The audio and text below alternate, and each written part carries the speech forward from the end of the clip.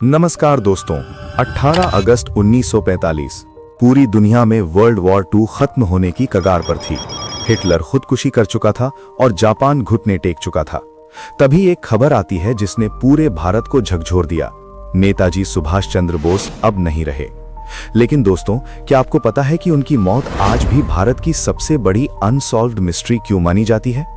आज के वीडियो में हम इतिहास की गहराइयों में उतरेंगे और जानेंगे कि क्या नेताजी सच में उस प्लेन क्रैश में मारे गए थे या फिर वो किसी बड़ी साजिश का हिस्सा था। कहा जाता है कि नेताजी अपना बेस सोवियत यूनियन शिफ्ट करना चाहते थे ताकि आजादी की लड़ाई को जारी रखा जा सके। 17 अगस्त को उन्होंने साइगोन से एक जापानीज हैवी बॉम्बर प्लेन में उड़ान भरी। उनके साथ सिर्फ उनके साथी हबीबुर रहमान थे। अगले दिन यानी 18 अगस्त को ताइवान के ताइहोकू एयरपोर्ट पर प्लेन रिफ्यूल हुआ। दोपहर के 2 बजे प्लेन ने फिर से टेक ऑफ किया, लेकिन कुछ ही मिनट बाद एक भयानक धमाका हुआ। प्लेन नीचे गिरा और आग की लपटों में घिर गया। नेताजी पेट्रोल में भीगे हुए थे, इसलिए वो बुरी तरह जल गए। हॉस्पिटल में कुछ घंटों बाद उनकी मौत हो गई। लेकिन दोस्तों, ट्विस्ट तब आया जब लोगों ने इस खबर पर यकीन करने से इनकार कर दिया।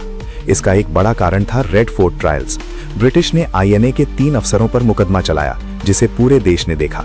नेताजी की बहादुरी की कहानियां घर घर पहुंच गईं। लोग उन्हें एक सुपर हीरो मानने लगे थे और उन्हें लगता था कि नेताजी इतनी आसानी से नहीं मर सकते, वो जरूर वेश बदलकर कहीं छुपे होंगे। यहां से शुरू होती हैं कंस्पिरेसी थियरीज। पहली थियरी थी सोवियत यूनियन थियरी।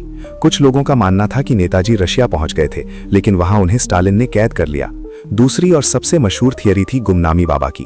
कहा जाता है कि वो अयोध्या में एक साधु बनकर रहे और 1985 तक जिंदा थे।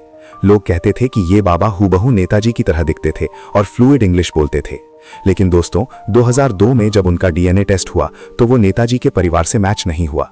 सरकार ने सच जानने के लिए कई कमेटियां बनाई। 1956 की शाहनवाज कमेटी और 1970 का खोसला कमीशन, दोनों ने साफ कहा कि प्लेन क्रैश सच था और नेताजी की मौत वहीं हुई थी। लेकिन 1999 में मुखर्जी कमीशन ने सबको हैरान कर दिया, ये कहकर कि प्लेन क्रैश कभी हुआ ही नहीं।